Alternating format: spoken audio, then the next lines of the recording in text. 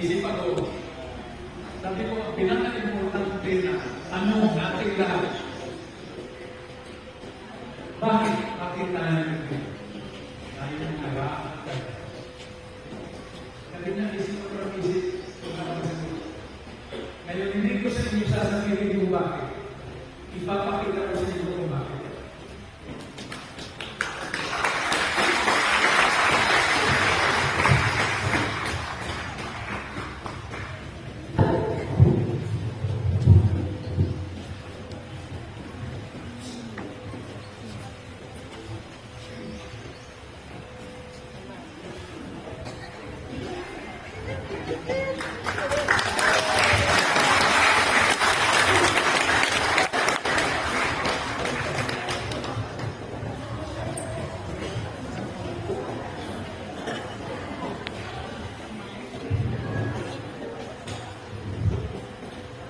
Ito ang dahilan kung bakit tayo nandito ngayon.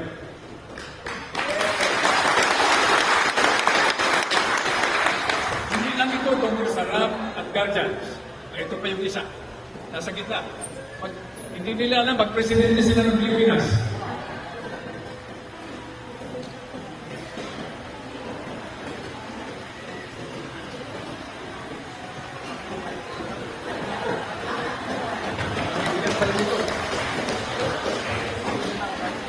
Mga kasama namin sa RAM at guardians. Kaya tayo nandito, hindi para sa sarili natin, kundi para sa mga anak natin, mga apo.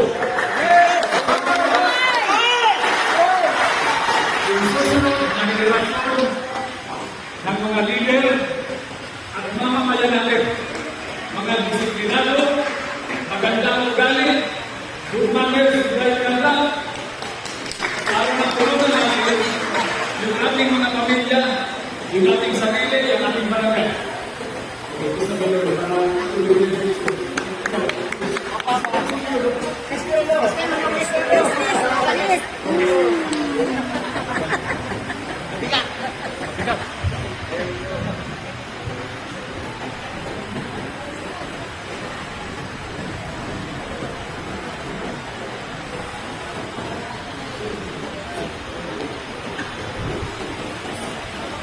Sama-sama.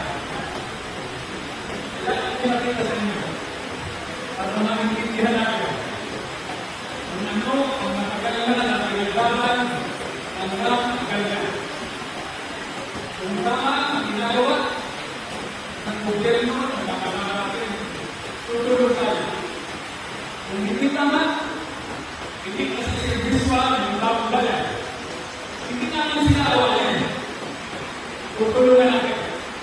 Ginamit na natin kung ano ang kaya gawin ng RAM at guardians para sa bayan. Kaya sabi kanina, ang nanay mo ba, if we hope on to hear it, importante ito. Hindi pwedeng maisa-isa. Iba-ibang grupo, iba-ibang pasto. Ang sinabi ni Pugele, kailangan magkakasama tayo.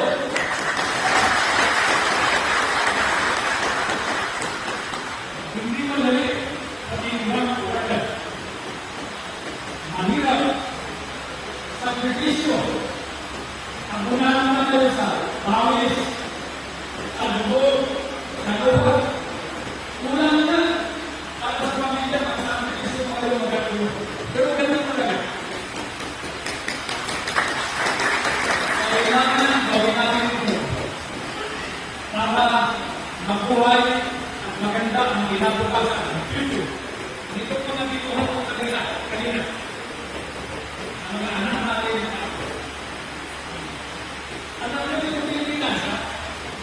Nasabi ko, marami tayong problema. Pero kung nanonood tayo ng mas maraming problema ng itong bansa, kung talaga, yung hospital, hindi mo ba? Alam mo kaya kung bata, matanda, masakta, mamatay. Marami tayong problema, pero maswerte kami natin. Pwede yung minsan-minsan at mula sa pagkain. Wala namang pilihan na mo. Nagugulong, walang bahay na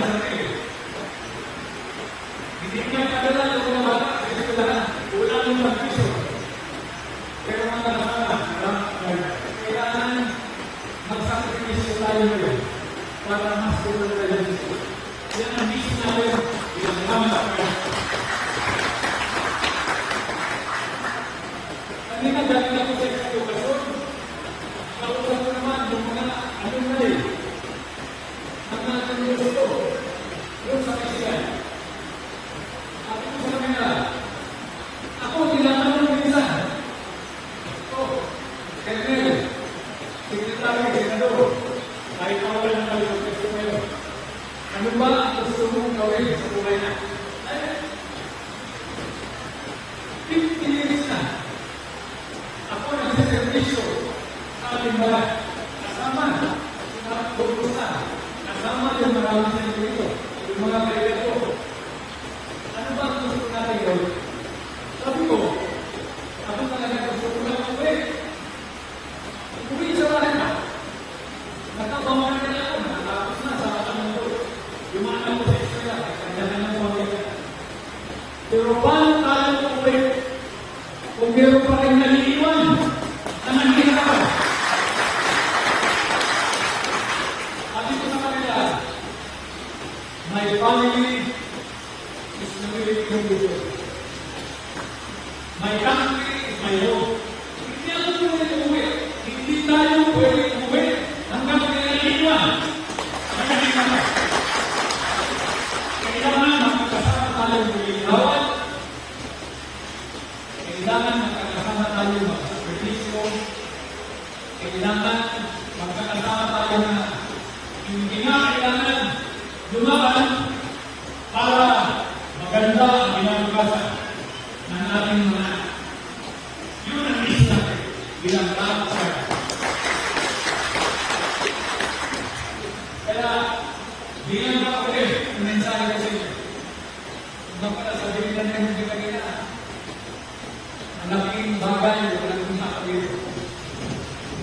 hindi ko naman pwede puntahan lahat dahil magbiyahe ka malayo sa norte, sa south, sa Mindanao, sa Visayas. Pero kailangan dito kahit na hindi tayo magkita-kita, alam ninyo kung anong gusto natin.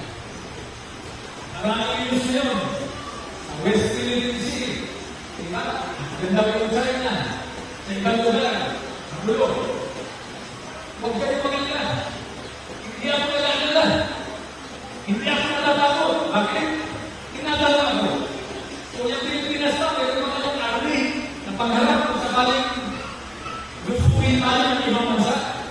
Nasabi ko, Pilipinas na army. Bakit? Yung Pilipinas, isang army. Lahat tayo. Hindi ba sila natulog sa ibang bansa, sa Afghanistan, sa Ukraine, sa Vietnam, dapat disiplino yung mga mayan, yung tao. Naku, kung sabihin marami kang pinagtato, marami kang namin. Kung pumasok sila dito, tingnan natin. Subukan nila. Sinubukan tayo ng kasika. Sinubukan tayo ng Amerikano. Sinubukan tayo ng Atong. Diba? Nandito pa rin tayo. Buo pa rin tayo. Buhay pa tayo. At meron tayo sa sariling bansa. At isang batawa. So, magkakasama ko.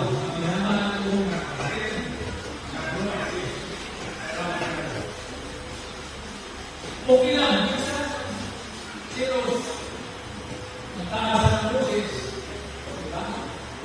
Pero importante, dapat ang nakakala, yung binabukasan ng ating mga anak, kailangan magkakasama ng United Nations.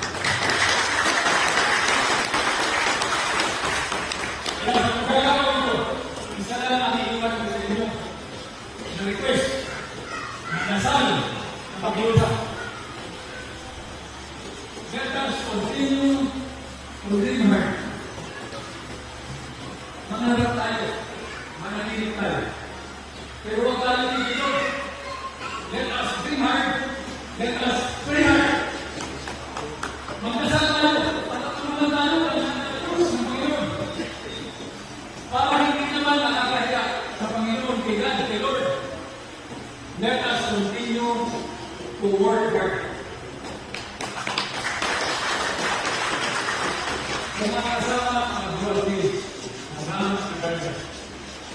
isa lang ang bandito. Together.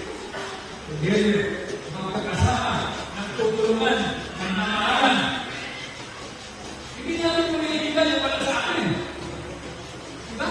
Kung wala ang pagmamahalan sa pamilya, kung wala ang pagtutulungan sa barangay, sa komunidad, kung wala ang kaayusan sa ating bansa, kung hindi magkakasama ng mga at kung walang seguridad sa karagatan natin, walang kahulugan ang buhay natin. So again, pakiusap ko, dasal ko, na kasama ng mga grupo, sis, ng alam sa ating mga anak, talagang yan ang yaman natin. Let us together, kasama, nagtutulungan, continue to bring hard, to pray hard, and to work hard for peace, for unity, for the future of our country. Our peace is never done. Maraming salamat sa mga